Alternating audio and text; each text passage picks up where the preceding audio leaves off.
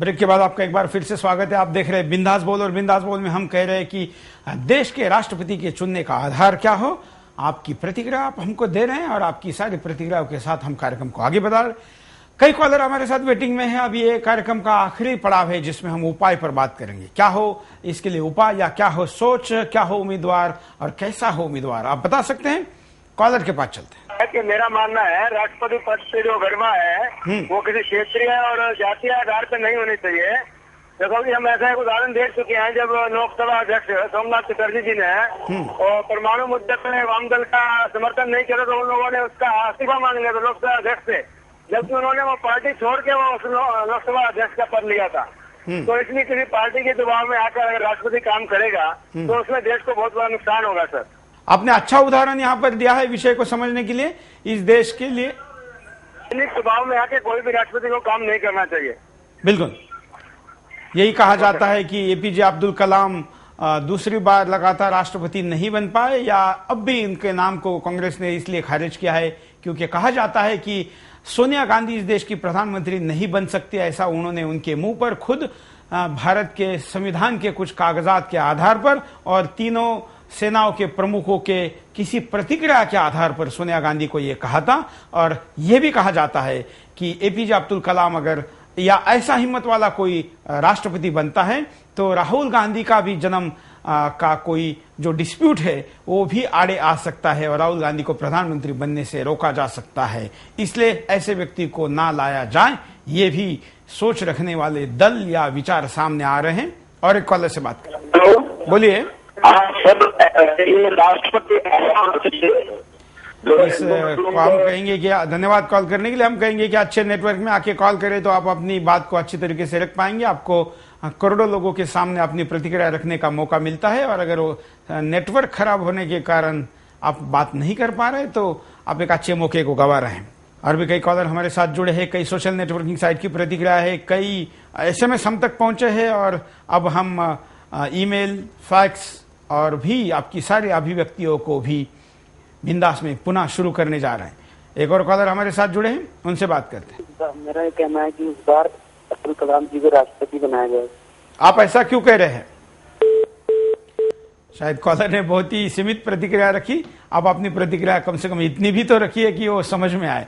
धन्यवाद, छोटी सी लेकिन अपनी बात यहाँ पर रखी है। और भी वैसे आज के बिंदास बोल में कई नाम बताने वाले SMS आए, लेकिन हम आज राष्ट्रपति कौन हो ये नहीं पूछ रहे हैं, इसलिए हमने वो नाम नहीं बताए। नहीं तो नामों में प्रणब मुखर्जी से लेके शरद पवार से लेके देश के विभिन्न राजनीतिक दलों के प्रमुखों के, साधु संतों के ऐसे कई नाम आए हैं। कई लोगों ने मुरारी बापू को, आसाराम बापू को, तो कई लोगों ने अपने अपने धर्म गुरुओं को भी राष्ट्रपति बनाने की बात कही है। कई लोगों ने जाति के आधार पर सजेस्ट किया है।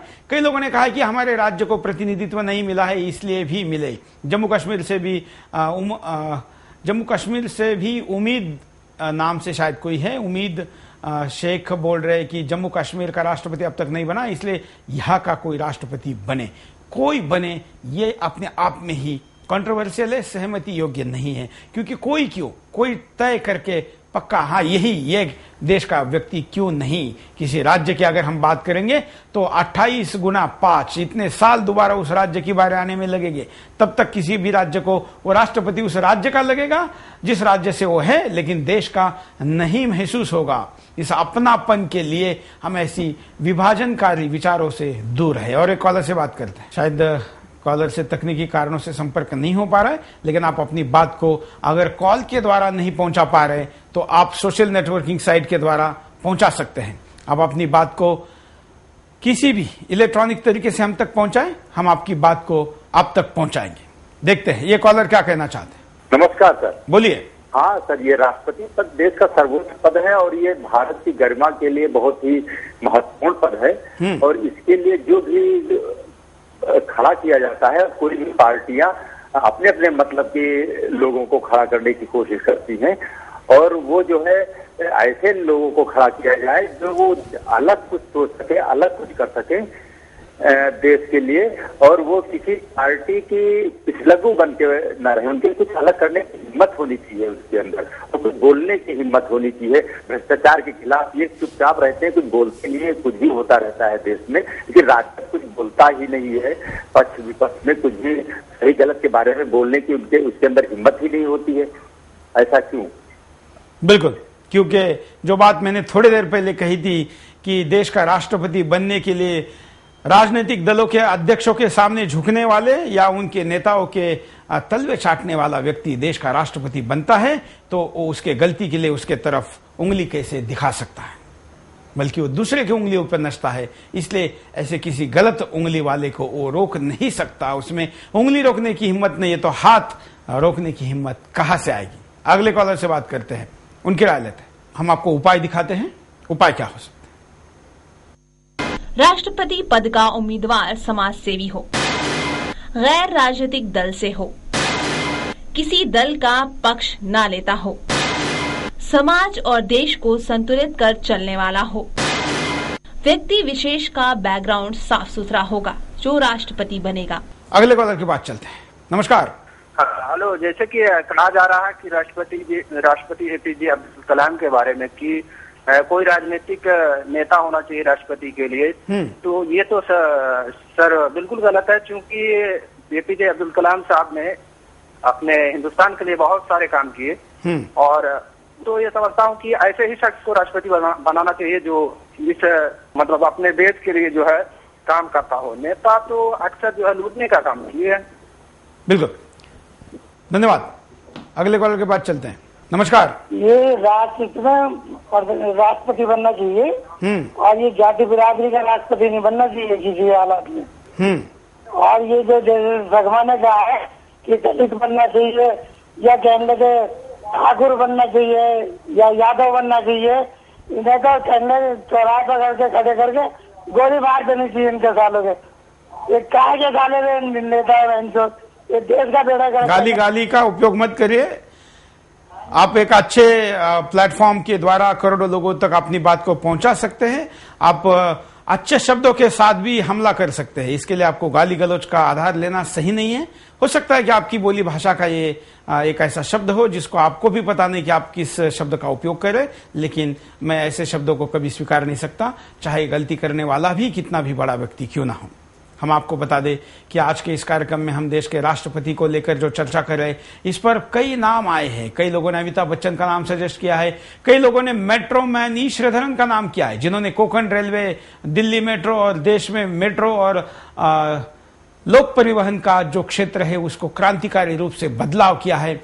ऐसा भी दावा करने वाले कई एसएमएस आए। मैं ये भी मानता हूं कि श्रीधरन अच्छे व्यक्ति है और ये जरूर इस रेस का हिस्सा हो सकते हैं। कई लोगों ने पूर्व चुनाव आयुक्त का नाम दिया है, कई लोगों ने वर्तमान चुनाव आयुक्त का नाम खारिज किया है और कई लोगों ने यह कहा है कि सरकार के किसी भी दूसरे किसी विभाग के पद पर, प्रमुख पद पर बैठा हुआ व्यक्ति राष्ट्रपति ना हो। कुछ लोगों का कहना है कि चुनाव आयोग या सर्वोच्च न्यायालय या ऐसे किसी भी संस्था का व्यक्ति जो प्रमुख पद पर बैठा है वो इसलिए राष्ट्रपति ना हो क्योंकि वो हर व्यक्ति उस पद पर बैठने के बाद अपने राष्ट्रपति पद का उपयोग किसी को रिझाने के लिए करेगा और राष्ट्रपति बनने के लालच में अपने पद का सदुपयोग नहीं कर पाएगा। एक कॉलर से बात करते हैं। नमस्कार। मैं राष्ट्रपति के बारे में कुछ प्रतिक्रिया आपने देना चाहता हूँ। हाँ, बोलिए। मैं ये कहना चाहता हूँ कि देश के लिए तो अब्दुल कलाम साहब बहुत अच्छा कार्य किए थे, बहुत बढ़िया कार्य भी किए थे, तो एक बार फिर उनको बनाना चाहिए। एपीजे अब्दुल कलाम का नाम सजेस्ट कर रहे हैं। मैं धन्यवाद कॉल करने के लिए। मैं कहूंगा कि आप नाम मत सजेस्ट करिए, क्योंकि हम नामों का बात अगर करने लगेंगे तो इस देश से आने वाले हर कॉल अलग नाम बताएगा और उस नाम के आधार पर हमारा पूरा घंटा चला जाएगा। हम नाम लेने के बजाय उसका पुख्ता आधार बनाएं। अगर पुख्ता आधार में जो बैठेगा वो नाम कौन है ये मुद्दा नहीं है। अब तक तो हमारे देश की उम्र केवल 60-62 साल हुई है, अब ये हजारों लाखों साल तक आगे जिएगा और कई राष्ट्रपति बनेंगे। इसलिए नाम के आधार पर बनने के बजाय हम ऐसे निकष, हम ऐसे क्राइटेरिया को लगाएं जो कि उस क्राइटेरिया में फिट बैठने वाले व्यक्ति हजारों लाखों सालों तक याद रखें और इस देश को आगे बढ़ाने में अपनी हिम्मत, ताकत, प्रतिभा लगाएं। एक और कॉलर, अगले कॉलर के बाद चलते हैं, उनकी राय लेते हैं। नमस्कार। नमस्कार जी, बोलिए। हाँ सर, जो देश का राष्ट्रपति है ना सर, देश का जो किसान है, देश का जो मजदूर है, जो किसान और मजदूर के पक्ष में जो बात रखे, किसान और मजदूर को जो है देश का आधार माने, तो इस तरह से जो है देश के राष्ट्रपति के अंदर ये जो सारी क्वालिटी होनी चाहिए। बिल्कुल, लेकिन क्या आपने देखा कि पिछले कई सालों में कोई देश का राष्ट्रपति, आप जिन सब आम आदमियों का नाम ले रहे हैं, उनको मिला या उनको मिलने का समय दिया? हाँ जी सर। आप जिन किसानों की बात कर रहे हैं, आम आदमी की बात कर रहे हैं, उनको मिलने का समय इस देश का राष्ट्रपति देता ही नहीं है। हाँ जी सर, जो देश का जो राष्ट्रपति है ना सर, तो जो किसान और मजदूर हमारे देश का ये आधार है। किसान हमारे देश की रीढ़ की हड्डी है, मजदूर हमारे देश की जो रीढ़ की हड्डी है। तो इनके पक्ष में जो है, इनके फेवर में जो बात करे, तो ये जो है राष्ट्रपति के अंदर एक क्वालिटी होनी चाहिए। बिल्कुल, धन्यवाद। एक और कॉलर के पास चलते हैं। कई कॉलर वेटिंग में, हम कहेंगे कि कम शब्दों में अपनी बात को रखें। नमस्कार। नमस्कार सर। बोलिए सर। ये है कि देश का राष्ट्रपति के लिए ये चल रहा है सर। देश का राष्ट्रपति सर APJ अब्दुल कलाम से अच्छा तो कोई हो नहीं सकता इस देश में। नहीं, ऐसा नहीं कहा जा सकता। वो अच्छे है, इस पे दो राय नहीं, लेकिन वही एक अच्छा हो सकते हैं, ये भी कहना गलत है ना। वो तो बात सही है सर। ये उससे आपको क्या लगता है सर, जो किरण बेदी दिल्ली पुलिस की, दिल्ली की CP नहीं बन सकी, क्या आप APJ अब्दुल कलाम को ये राष्ट्रपति बना सकेंगे कांग्रेस? क्योंकि इन्हें भ्रष्टाचार का वाला आदमी चाहिए। बिल्कुल, और इतना साफ सुथरा आदमी को बना नहीं सकेंगे तो। बिल्कुल, क्योंकि राहुल गांधी को प्रधानमंत्री बनने में मुश्किल हो सकती है। हाँ, ये तो देश का बहुत बड़ा दुर्भाग्य है सर कि जो कांग्रेस ऐसी कर रही है। ये देश के साथ धोखा लग रहा है सर। बिल्कुल, धन्यवाद। एक और कॉलर के पास चलते हैं, उनकी राय लेते। नमस्कार। हाँ जी, नमस्कार। मैं सुरेश सोना ने बात कर रहा हूँ, बोलिए। से जो राष्ट्रपति चुनाव के बारे में जो चला है सिलसिला, उसके बारे में मुझे यही कहना है कि जो भी राष्ट्रपति होगा वो राजकीय नेता ना हो, और जो जनता को और सब देश को अच्छी तरीके से अच्छे ये सुविधा दे, और राजकीय नेता ना हो। और दूसरी बात यह है कि जो भी ये हो चुके हैं राष्ट्रपति, तो वो दोबारा ना हो, यही मेरी तमन्ना है। धन्यवाद। हमारे यहाँ वैसे भी एक राष्ट्रपति दोबारा ना बनने की एक परंपरा सी बन गई है। एक और कॉलर अपनी बात को रखना चाहते हैं, उनके पास चलते हैं। नमस्कार सर, मैं SP शर्मा बोल रहा हूँ, अगरतला त्रिपुरा से। हाँ सर, मेरा ये मानना है कि जो राष्ट्रपति का चुनाव होना है, हमारे देश का जो प्रतिनिधित्व करेगा सर, वो बहुत ही अच्छी पर्सनैलिटी होनी चाहिए उसकी, ताकि तीनों सेना का वो प्रमुख होता है, इसलिए उसका जो पर्सनैलिटी है उसका एक अलग से होना चाहिए। वो किसी भी, चाहे पॉलिटिकल पार्टी का हो, जहाँ फिर वो कोई ब्यूरोक्रेट हो या कोई भी हो, लेकिन उसको सर एक उसकी अलग पहचान होनी चाहिए। इंडिया का राष्ट्रपति पता लगे उसकी पर्सनैलिटी शो। बिल्कुल, धन्यवाद।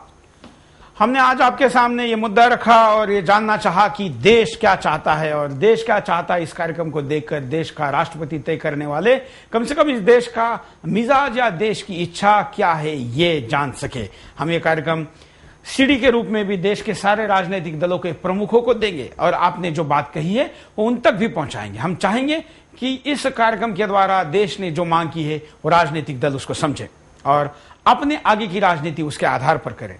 वर्तमान राष्ट्रपति के सामने भी ऐसी कई अपॉर्चुनिटियां थी, कई चुनौतियां भी थी। इस देश के कई राष्ट्रपतियों ने अपना अस्तित्व अपने कार्यों के साथ बनाए रखा। किनको याद किया जाता है बच्चों के लिए, किसी को याद किया जाता है शिक्षकों के लिए, तो कईयों ने अपने कार्यकाल में कुछ ऐसे काम किए जो हमेशा याद रखे जाएंगे।